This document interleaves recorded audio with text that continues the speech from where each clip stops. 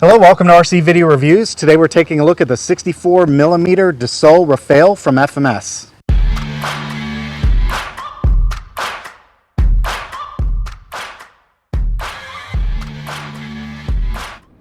Before I get into the content, I need to let you know this video is sponsored by FMS, who sent me the Rafale for review.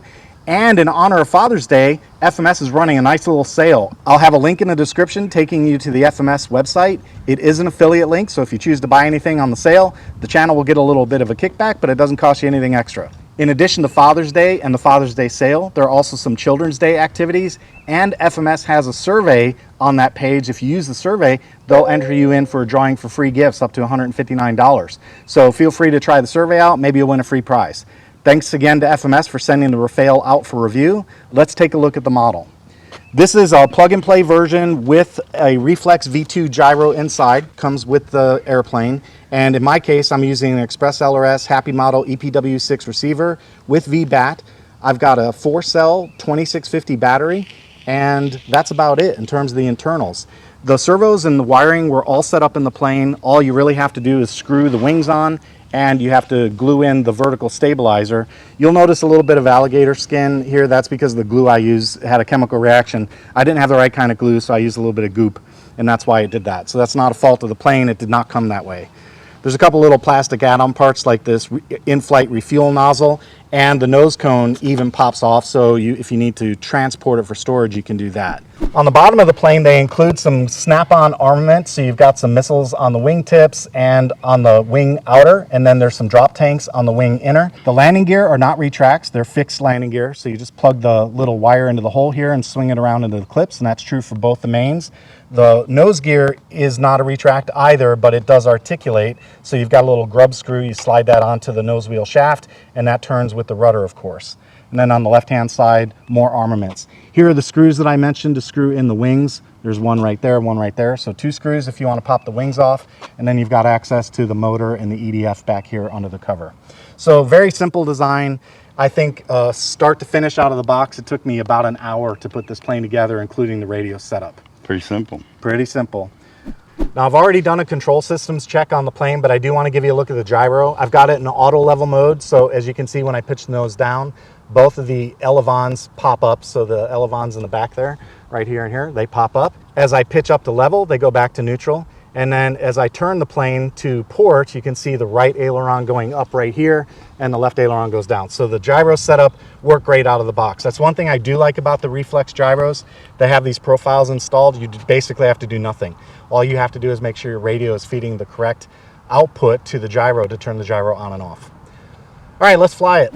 In the spirit of full disclosure, this is actually a second take on this video. I didn't like the content I got the first time, so I've actually already flown the plane. This is not the maiden, but I've only flown it a handful of times, so you'll get a chance to see how it flies. I'm turning auto level off, and I just have it in stabilized mode or uncommanded movement mode, and let's take off. The wind is coming straight from my left. Fred, if you can take a look at the windsock down there, let everyone get an idea. There's the flag. Yep, so straight from my left. Nice little breeze. That should make it a lot easier for this plane to take off. So here we go.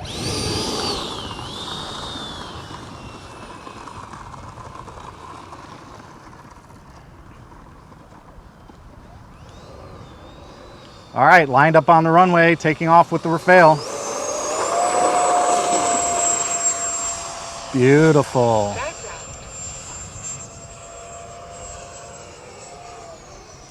And that's about half power. I'm going to bring it around and come into the wind at half power so you can get an idea. That's a half power pass into the wind. And you can see that gyro just doing a really nice job keeping the wings level for me, so beautiful work. I do like the Reflex gyro on this plane. It seems to be tuned really well. You want to use that rudder because that big old Delta wing will skid if you go around the corner just yanking and baking. All right, let's do a loop real quick. There you go, handles that no problem. And a roll. Nice axial roll. I can tell you that being an EDF, it does hit the battery, so get your maneuvers done early, that's for sure. It looks cool, man. I like the way this little plane looks, that's for sure. It does look cool. 14.8 volts. I'm getting about 3 to 3.5 minutes of flight time on this one, depending on how hard I hit it. That's it. This is not an overly powerful motor, guys, so just want to warn you on that up front. You get about 3.5 minutes of flight time, and the motor is okay. As you saw, it's sufficient to do some basic maneuvers, but as you get to the lower end of the battery, you're going to not have that kind of power. So just keep that in mind. And the other thing that I'll say is I'm not using a really high C rating battery, which might also improve the characteristics of the flight performance on the battery as well. So just keep that in mind as well. She does look good in the air, though. It does look good in the air. I like the way it looks. All right, that's enough battery alert for me. I'm gonna get it on the ground before I have to dead stick it over the grass. So I'm gonna bring it in for a landing. Here we come, Fred. You ready? Yep. Bring it on home.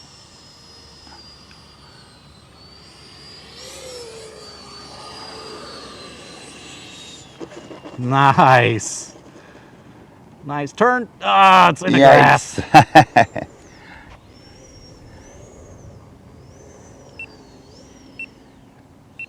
I made it. I got it back.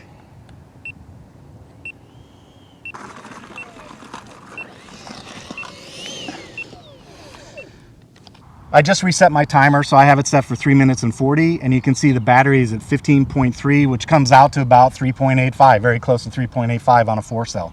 So that's about the flight time you get, about 3.5, maybe 4 minutes if you take it easy. And keep in mind, we do have a windy day here, so I was fighting the wind. I think the Reflex V2 gyro is perfect for this plane. It seems to be well matched to this plane, and it did make it more stable to fly, no doubt about that. And I think with the right setup, maybe a little bit of a heavier C battery, you might be able to squeak out a little bit more flight time. I think the graphics look really cool on this plane. The assembly was fine. It's a decent little plane. You know, I'd actually, because if you look at the wing, that's a great big delta wing. And if you saw on the landing, I was in that really high alpha, very, very floaty, very gentle to come down on the gear. And because it's not really super fast, I would kind of characterize this as a trainer jet. So it's kind of, if you're looking to get into EDFs, this would probably be a pretty decent option for you with the caveats that I mentioned about the power. You know, do your maneuvers early in the flight and maybe get a little bit more of a stout battery than what I used. I want to thank FMS again for sending this plane out for review. I'll remind you, if you like this kind of content, make sure you smash that thumbs up, hit the subscribe button and the notification bell. YouTube should recommend another video for you just about now. That's all I've got for today. Take it easy. Later, folks.